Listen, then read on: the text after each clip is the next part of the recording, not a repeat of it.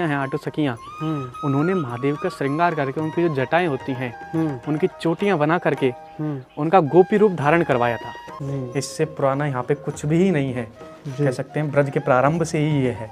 अगर आप इसका दर्शन करोगे ये लगभग 400 साढ़े 400 वर्ष पुरानी है। जी देखिए कितने दुर्लभ दर्शन है महाराज जी। यहाँ पे ठाकुर जी ने एक पलड़े में स्वर्ण रखा और दूसरे पलड़े में हमारी श्री जी विराजमान है। राधे राधे, जय श्री कृष्णा। बरसाना यात्रा के आज के वीडियो में हम आपको उस परम दिव्य स्थान के दर्शन कराएंगे जहां श्री कृष्ण जी ने अपनी प्रिय राधा रानी को एक ब्राह्मण को दान कर दिया, जहां श्री कृष्ण जी ने ब्रज की सबसे अंतिम लीला रची। इसे देह कुंड के नाम से जाना जाता है और यहाँ विराजमान श्री कृष्ण जी को देह बिहारी जी के नाम से जाना जाता है। जी हाँ, हम बात कर रहे हैं राधा रानी जी की अष्ट सखियों में से एक ललिता सखी के गांव ऊंचा गांव की, और यहाँ स्थित उस पावन कुंड की जिसे दुनिया देह कुंड के नाम से जानती है। आज न सिर्फ हम इस कुंड के रहस्य को बताएंगे बल्कि उस कथा को भी बताएंगे कि आखिर क्यों श्री कृष्ण जी ने राधा रानी जी को एक ब्राह्मण के लिए दान कर दिया। आइए दर्शन करते हैं इस दिव्य लीला स्थल के। आप भी मानसिक रूप से हमारे साथ इस दर्शन में शामिल हो जाइए। बरसाना से लगभग 2 किलोमीटर की दूरी पर है ऊंचा गांव, जहां ललिता सखी का जन्म हुआ। यहाँ की भूमि ललिता सखी की भूमि मानी जाती है। शास्त्रों के अनुसार 8 कोस का घेरा यानी लगभग 25 किलोमीटर का क्षेत्र वो सारा ललिता सखी के अधिकार में आता है। यहाँ तक कि इस भूमि के कोई कागज नहीं बनते क्योंकि इसकी मालकिन स्वयं ललिता सखी हैं। इस दिव्य स्थान के संपूर्ण दर्शन करें इससे पहले उस कथा को जान लेते हैं कि आखिर क्यों श्री कृष्ण जी ने राधा रानी का दान किया। एक बार की बात है, ठाकुर जी सभी ब्रजवासियों के साथ यात्रा कर रहे थे। तभी नारद मुनि एक ब्राह्मण का रूप धारण करके यहाँ प्रकट हुए। उन्होंने कहा, प्रभु मैं यहाँ का पुरोहित हूँ, मुझे दक्षिणा दीजिए तभी आपकी यात्रा सफल होगी। कान्हा मुस्कुराए और बोले, मांगिए ब्राह्मण देवता, क्या चाहिए। नारद जी ने ऐसी वस्तु मांग ली जिसकी कल्पना किसी ने नहीं की थी। उन्होंने कहा, प्रभु आपके पास जो सबसे प्रिय वस्तु हो वो मुझे दान में दे दीजिए। अब ठाकुर जी के पास राधा रानी से प्रिय और क्या हो सकता था। वचन के पक्के श्री कृष्ण ने राधा रानी को ही ब्राह्मण को दान में दे दिया। लेकिन यहाँ एक बहुत बड़ी सीख छिपी है। पुजारी जी बताते हैं कि प्रभु ने यह लीला इसलिए की ताकि वो संसार को बता सकें कि स्त्री कोई वस्तु नहीं है। जब कान्हा ने राधा जी को एक वस्तु समझकर दान कर दिया तो उन्हें भी उस अपराध का पश्चाताप करना पड़ा। तब श्री कृष्ण जी ने नारद जी को राधा रानी जी का तुलादान किया, जिसमें राधा रानी की देह के वजन के बराबर स्वर्ण आभूषण नारद जी को दान में दिए। इसी स्थान पर एक विशाल तराजू बनाया गया। एक पल्ले में राधा रानी बैठी और दूसरे में सोना रखा जाने लगा। लेकिन जानते हो क्या हुआ? राधा जी स्वयं लक्ष्मी जी का स्वरूप हैं। सारा ब्रज का सोना भी उनके वजन के बराबर नहीं हो पाया। तब ललिता सखी ने तुलसी पत्र का आह्वान किया। जैसे ही तराजू पर एक तुलसी का पत्ता रखा गया, पल्ला बराबर हो गया। यह है तुलसी और पवित्र स्त्री की शक्ति का प्रमाण। यह गांव एक पर्वत की तलहटी में बसा है जिसे अटोर पर्वत के नाम से जाना जाता है। इसी पर्वत पर ललिता सखी का भव्य मंदिर स्थापित है जो देखने में काफी सुंदर है। मंदिर में श्री राधा कृष्ण और ललिता सखी के बड़े ही सुंदर दर्शन होते हैं। अटोर पर्वत की तलहटी में ही स्थित है देह कुंड। हम आ चुके हैं देह बिहारी जी के दर्शन करने के लिए। जैसे आप देख सकते हैं ये मंदिर है, यहाँ आपको देह बिहारी जी की आपको दर्शन होते हैं। यहाँ हम पुजारी जी से पूछेंगे कि क्या यहाँ का आध्यात्मिक महत्व है, क्या कथा यहाँ जुड़ी हुई है। आइए। देखो ये ऊंचा गांव है और ऊंचा गांव जो स्थान है हमारी श्री ललिता जी का जन्म स्थान है। श्री ललिता जी बड़ी ही मुख्य सखी हैं, सबसे प्रधान सखी हैं। श्री प्रिया जी का जो मिलन पहली बार ठाकुर जी से हुआ है वो भी जो है हमारी श्री ललिता जी के माध्यम से ही हुआ है। इसके पीछे के अपने कारण है। हमारी राधा रानी ब्रजभानु जी की पुत्री और ब्रजभानु यहाँ के सबसे बड़े व्यक्ति बरसाना के राजा ब्रजभानु जी। तो हमारे ठाकुर जी को महाराज जब ब्रज में रहे तो बड़े हमारे अपनी ब्रज भाषा में कहें ग्वारिया बन के रहे। ग्वाला हमारे ठाकुर जी दिन भर गैया चराते भय डोलें। अब डायरेक्ट अगर राधा रानी से मिलने जाएंगे तो जो ब्रजभानु के दरबारी हैं वही रोक देंगे मिलने से। तो श्री ललिता जी जो है राधा रानी को खेलने के जो है बहाना करके संकेत वन में लेकर के जाती हैं। वहाँ पे उस तरफ से नंदगांव से हमारे ठाकुर जी आते हैं, वहाँ पे इशारा करते हैं तो उस वन का नाम पड़ा संकेत वन। उससे 1 किलोमीटर आगे प्रेम सरोवर है जहाँ पे श्री ठाकुर जी और राधा रानी का पहली बार मिलन हुआ।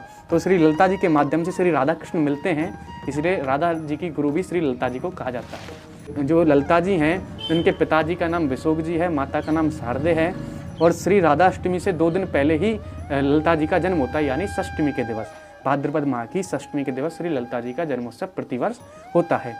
और ये जो गांव है ऊंचा गांव, श्री ललिता जी के जन्म स्थान के अलावा भी जो 84 कोस के जो मुख्य स्थान जो ठाकुर जी की लीला स्थलियाँ हैं, उन सब में यहाँ पे कम से कम 4 से 5 लीला स्थलियाँ महाराज जी आपको मिलती हैं देखने को, जिनमें से एक सबसे महत्वपूर्ण स्थान है देह कुंड, जहाँ पे आप इस समय विराजमान हैं। ये हमारे प्रिया प्रीतम का ही स्वरूप है, लेकिन इनको इस स्थान पे देह बिहारी नाम दिया गया है। जैसे कुंड का नाम देह कुंड पड़ा और इनका नाम देह बिहारी पड़ा, इसकी हम कथा जानेंगे आगे वीडियो में, देह कुंड पे लीला का पूरा वर्णन करेंगे। तो अभी आप विग्रह का नाम जान लीजिए, ये देह बिहारी जी हैं और ये हमारी ये जो छोटी सी हैं ये हमारी राधिका जी हैं। ये यहाँ की बहुत लगभग 70-80 वर्ष पुरानी छोटी सी राधा रानी है, ये जो हमारे दादाजी के पास थी जी। तो उसी समय की छोटी सी राधा रानी है, इनकी भी हम जो है सेवा आज मंदिर में करते हैं। और महाराज जी ये जो विग्रह हैं बड़े वाले, इनकी स्थापना कब हुई?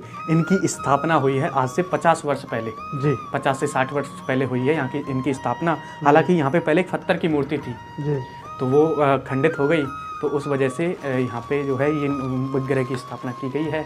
स्थान वही है देव बिहारी जी। और बाकी जो प्राचीन दर्शन है इस मंदिर के पीछे है तुलादान का दर्शन, जहाँ पे और भी पुरानी प्रतिमाएं हैं।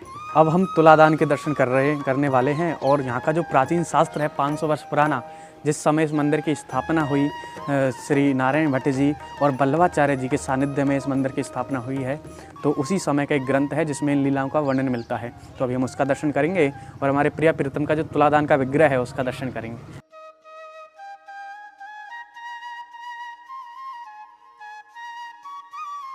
ये हमारे ठाकुर जी हैं जो आ जाओ यहाँ पे अपने ये स्वर्ण की वस्तुएं हैं। यहाँ पे ठाकुर जी ने एक पलड़े में स्वर्ण रखा और दूसरे पलड़े में हमारी श्री जी विराजमान है।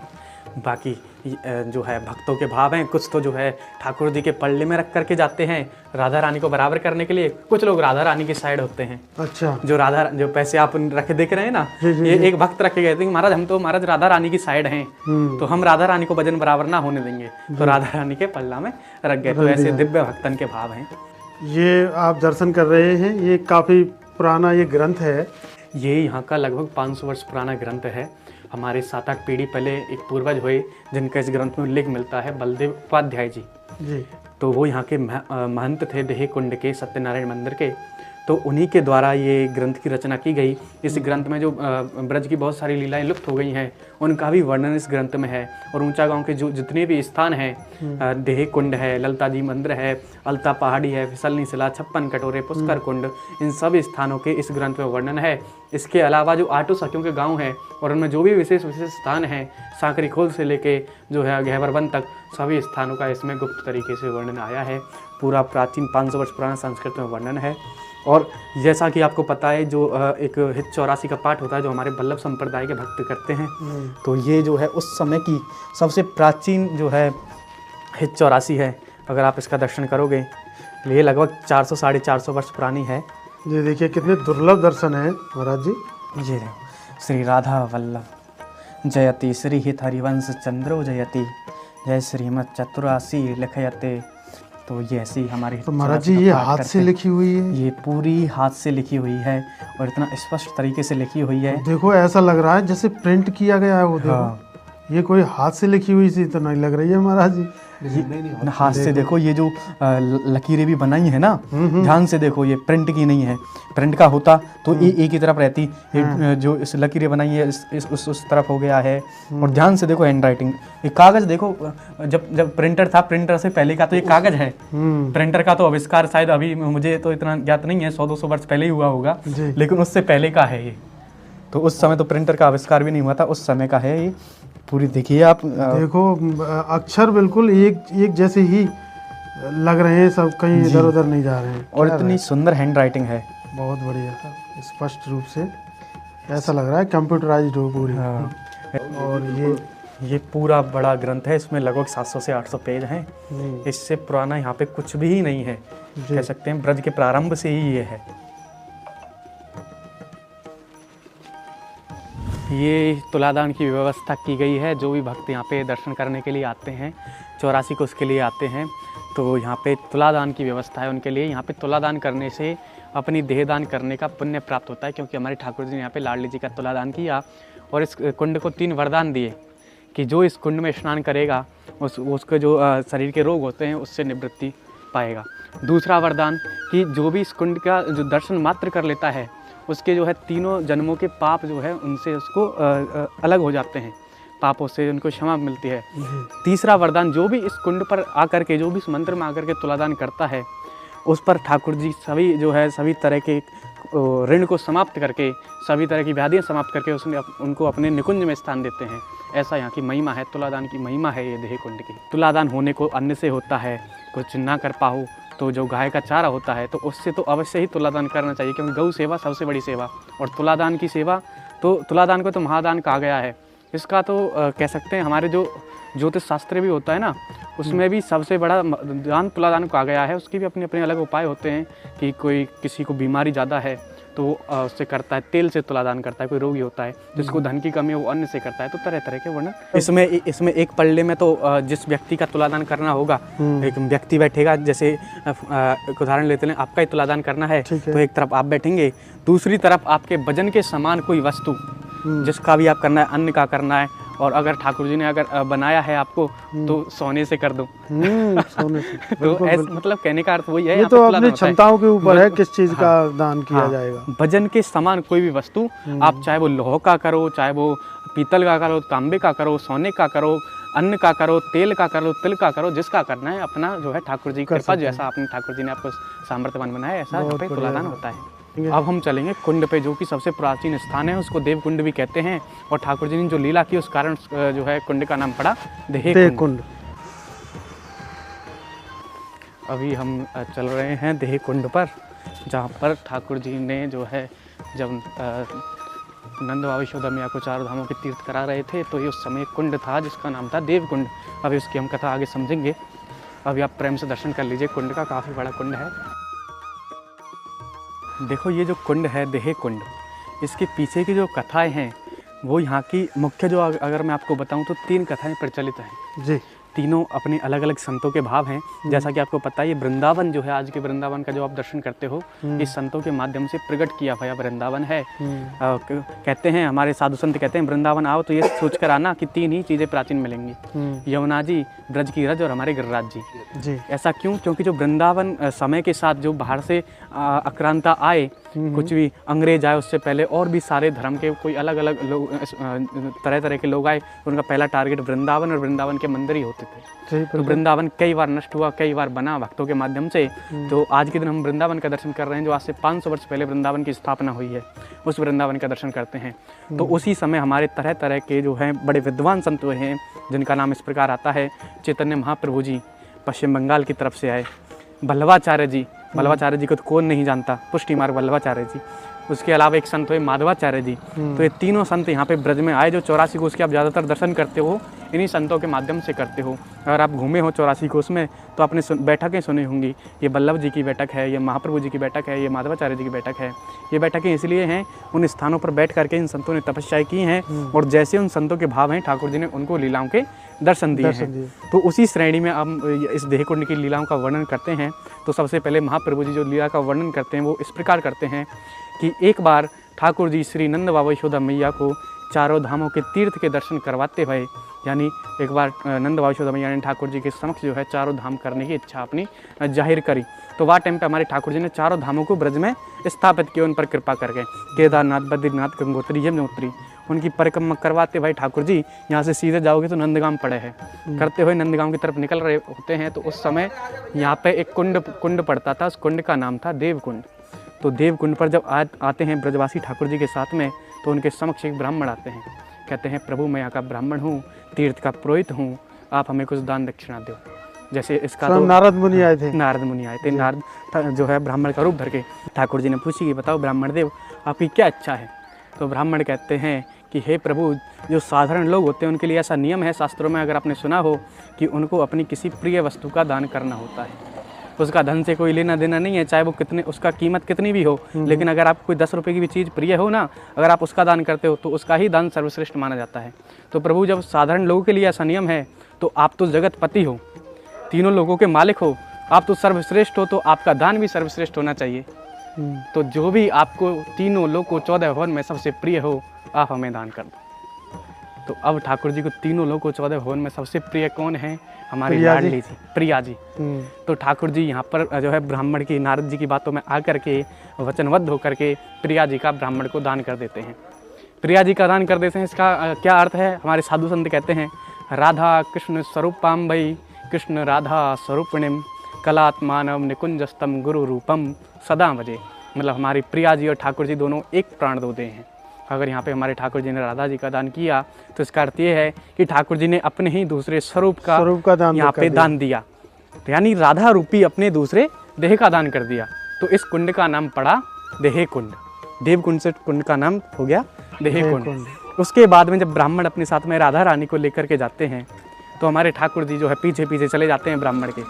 ब्राह्मण ने पूछा कि अभी तो लाला तूने मेरे को जो है लाली को दान कर ही दियो है, तो पीछे पीछे क्यों आ रहे हो है? तो ठाकुर जी कहते हैं कि ब्राह्मण देव, आपने तो हमें समझ गया नारद कि तुमने मुझे छला है। ठाकुर जी बोले जो है नारद जी बोले कि जो है ठाकुर जी मैंने ना छला, आपको जो लीला करनी थी आपने कर ली। तो ठाकुर जी कहने लगे कि नारद अब तो मुझको राधा रानी को वापस करो, अब तो लीला हो गई। तो नारद जी कहते हैं कि प्रभु आपने राधा रानी का दान किया, दान दिवस तो ऐसे तो वापस हो नहीं सकता। तो अगर आपको राधा रानी वापस चाहिए तो इनके बराबर हमें कछु दान दो, तभी हम आपको लाडली जी को वापस करेंगे। अब समस्या ये है इस स्थान पर कि लाडली जी के बराबर ऐसा क्या अर्पण करें जो लाडली जी की समानता कर पावे। लाडली जी की समानता ऐसे थोड़ी होनी चाहिए, किसी भी वस्तु से लाडली जी की समानता थोड़ी हो जाएगी जी। तो उस समय ब्राह्मण ने उपाय बताया है कि जो हमारा मनुष्य का शरीर होता है इसकी तुलना शास्त्रों में स्वर्ण से की जाती है। स्वर्ण से कहाँ पे की गई? अगर आपने रामायण में सुना हो, जब सीता माता जो है महर्षि वाल्मीकि जी के आश्रम में लग उसका पालन पोषण कर रही होती हैं, तब भगवान श्री राम ने अश्वमेध यज्ञ पूर्ण किया था। तो आपने उस समय सुना होगा कि सोने की सीता भगवान श्री राम ने बनवाई, सीता माता की सोने की बनाई थी, बिल्कुल इसलिए बनवाई थी क्योंकि जो मनुष्य का शरीर होता है इसकी तुलना शास्त्र में सोने से की जाती है। और हमारे ठाकुर जी तो राधा रानी के बिना एक क्षण भी नहीं रह सकते। इतने देर में प्रतिमा बनती कितने दिन लगते। तो उस समय ब्राह्मण कहते हैं कि प्रभु आप एक काम करो, राधा रानी के बराबर हमें तोल करके सोने को दान दो और अपनी राधा रानी वापस ले जाओ।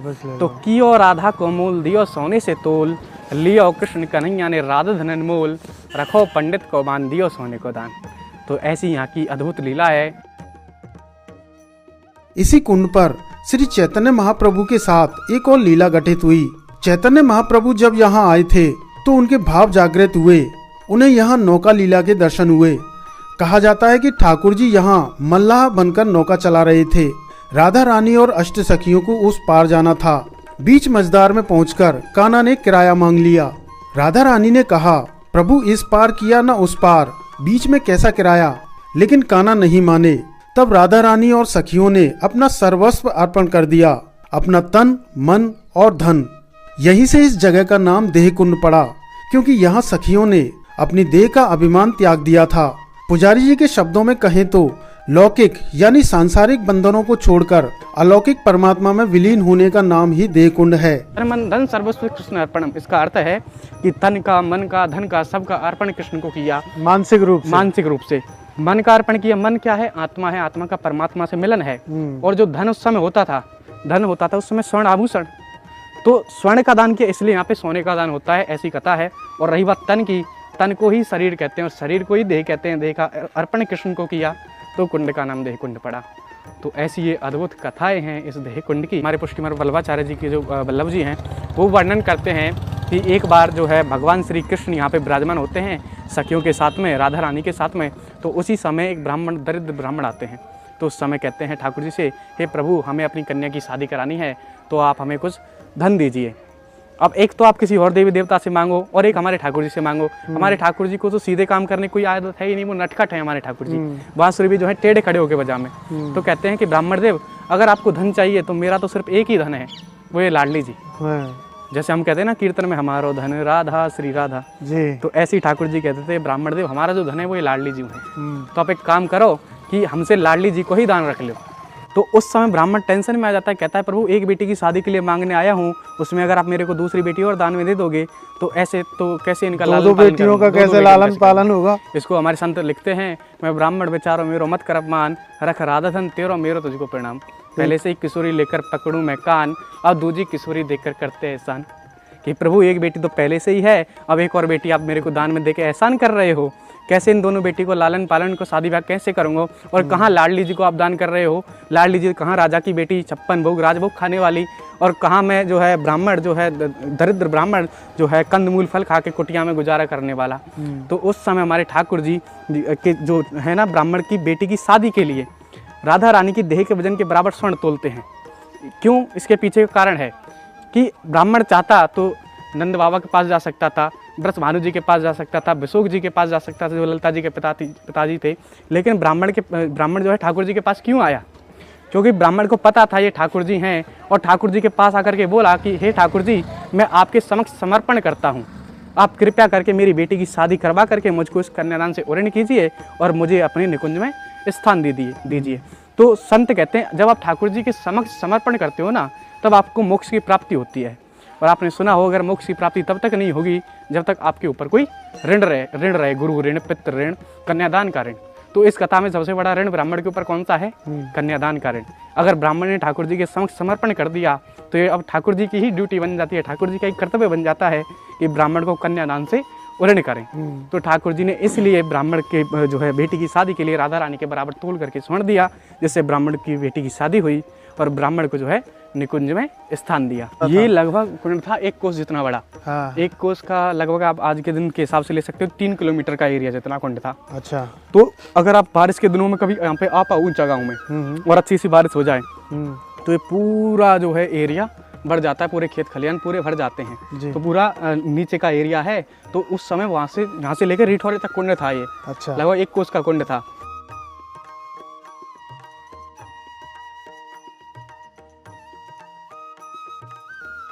तो आप देखेंगे ये तो ठाकुर जी हैं, इस तरफ सोना डाल रहे हैं, ये स्वर्ण डाल रहे हैं, ये तराजू है, और इस तरफ हमारी श्री जी हैं, इस तरफ नारद मुनि हैं जो स्वर्ण का दान ले रहे हैं। अगर आप ध्यान से देखो इस पक्षी को, देखो ये जो तराजू है इसके सर पर है। बिल्कुल। तो हमारे ठाकुर जी स्वयं इस पक्षी का रूप धारण करके आए और किशोरी जी को ऊपर उठाया, तब जाके श्री जी का वजन बराबर हुआ जी। और तो दूसरी तरफ भी पक्षी है। हाँ, ये ठाकुर जी के, ये राधा रानी के जो है उसके पक्ष के पक्षी हैं, वो ठाकुर जी के पक्ष के पक्षी हैं। बहुत बढ़िया। तो ऐसी यहाँ की लीला होती है। और अब हम आपको देह बिहारी जी के दर्शन कराते हैं। आप देख सकते हैं प्राचीन मंदिर देह बिहारी जी महाराज। तो यहाँ आपको देह बिहारी जी के आपको दर्शन होते हैं।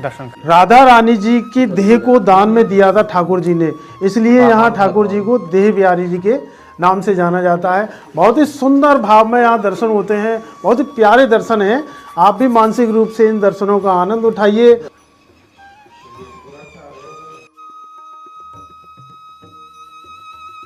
तो महाराज जी अब कहाँ चल रहे हैं हम? अब हम यहाँ के जो सबसे प्राचीन महादेव हैं जी, वेणी शंकर महादेव, चाहे रमेश बाबा की 84 कोस की किताब उठा लो आप जी, चाहे इस्कॉन की 84 कोस किताब उठा लो, किसी भी संत की या पुरानी 84 कोस की किताब दिखा लो, उसमें सबसे मुख्य महादेव आपको वेणी शंकर महादेव मिलते हैं जो कि इस गांव में स्थापित हैं।